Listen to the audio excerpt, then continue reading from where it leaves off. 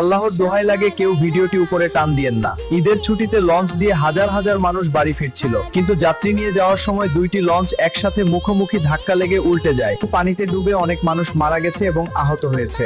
সেনাবাহিনী উদ্ধার কাজ করছে, শত শত মানুষের পরিচয় পাওয়া যাচ্ছে না, তাই তাদের পরিবারের কাছে খবরটি পৌঁছানো সম্ভব হচ্ছে না। যে যেখান থেকে দেখতেছেন দয়া করে ভিডিওতে লাইক ও শেয়ার করে তাদের পরিবারের কাছে খবরটি পৌঁছে দিন। হে আল্লাহ, সবাইকে নিরাপদে বাড়িতে যাওয়ার তৌফিক দিন, আমিন আমিন।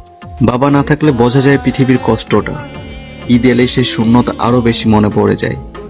নতুন জামা থাকে কিন্তু বাবার হাসিটা আর থাকে না। ইফতারের টেবিলে বসলেই বুকটা হঠাৎ ভারী হয়ে যায়। যে মানুষটা ঈদের দিন সবচেয়ে বেশি খুশি থাকতো, আজ তার জায়গাটাই নীরব হয়ে আছে। সবার মাঝে থেকেও মনে হয় কিছু একটা নেই, কারণ বাবার ছায়াটা আর পাশে থাকে না। ঈদের আনন্দ তখন অর্ধেক হয়ে যায়, কারণ বাবাহীন ঈদটা সত্যি অনেক কষ্টের।